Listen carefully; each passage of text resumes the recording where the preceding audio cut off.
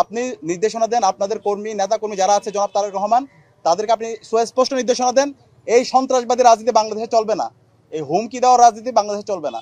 নির্বাচন পরবর্তী 24 ঘন্টার মধ্যে সারা দেশের মধ্যে 3টা লাশ পড়েছে, খুবই অপ্রত্যাশিত। এই জুলাই বিপ্লব পরবর্তী যদি এইভাবে আবার লাশের কথা আমাদের শুনতে হয় এবং শতাধিক জায়গায় আমরা হামলার চিত্র আপনারা দেখতে পেয়েছেন, আমরাও প্রতিনিয়ত পাচ্ছি। ইতিমধ্যে আমাদের ডাকসুর জিএস যে তালিকা পাঠ করেছেন, আমাদের তালিকাটা আরো অনেক দীর্ঘ, আমরা ডকুমেন্টেশন করছি এবং প্রত্যেকটা ডকুমেন্টস আমাদের কাছে আছে, আমরা আপনাদের কাছে দিয়ে দিব।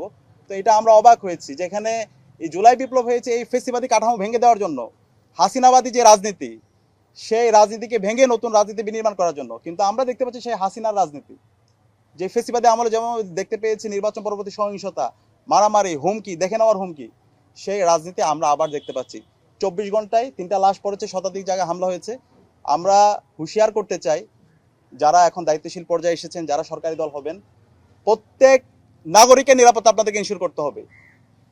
আর যদি একটা লাশ পড়ে এবং এই লাশ যারা ফেলিয়েছে তাদেরকে বিচার আওতায় নিয়ে আসতে হবে।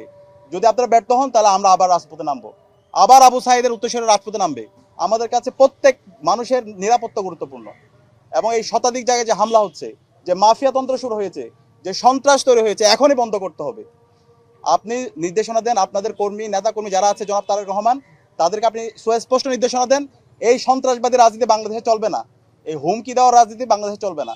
আমি আন্তরিকভাবে ধন্যবাদ জানাই 11 দলীয় জোট এবং 11 দলীয় জোটের বাংলাদেশ জামাত ইসলামীর আমির ডাক্তার শফিকুর রহমানকে। নির্বাচন পরবর্তী চাইলে উনি দেশে অনেক ধরনের অস্থিতিশীল করার কথা বলতে পারতেন এবং ফিল্ড লেভেলে কিন্তু ওই ধরনের চাপ ছিল, কিন্তু তিনি সারা দেশের নেতাকর্মীদেরকে শান্ত থাকার জন্য নির্দেশ দিয়েছেন এবং রায় মেনে নিয়ে যে সমস্ত জায়গায় আপত্তি আছে সেগুলো নিয়মতান্ত্রিকভাবে সেগুলো উত্থাপন করার জন্য তিনি নির্দেশনা দিয়েছেন। তো সরকারি দল যারা হচ্ছে তাদের তো দায়িত্ব ছিল তাদের নেতাকর্মীদেরকে এই ধরনের সাবধান করা, কিন্তু আমরা দেখতে পেয়েছি তার ব্যর্থ দেখতে পেয়েছি। সারা দেশে স্টিল হামলা চলছে এবং ঢাকা বিশ্ববিদ্যালয়ে আমাদের 4 জন শিক্ষার্থীদের উপর হামলা হয়েছে, তাদের পরিবারের উপর হামলা হয়েছে, হাসপাতালে বেঁধে একজন শিক্ষার্থী এখনো কাতরাচ্ছে, যেটা আমাদের অনেক বেশি এই ঘটনাগুলো দেখে আমরা এবং পুরো জাতি অনেক বেশি হতাশ হচ্ছে।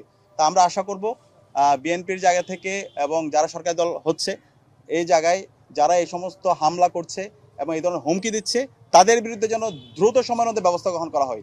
এরাই দেশের স্থিতি অবস্থা চায় না, তারা দেশে গণতন্ত্র চায় না, তারা এখানে বাংলাদেশের মধ্যে সে আবার মাফিয়াতন্ত্র চায়। সুতরাং এই যারা মাফিয়াতন্ত্র চায়, যারা সন্ত্রাসী, তাদের বিরুদ্ধে আমাদের জিরো টলারেন্স নীতি ঘোষণা করতে হবে।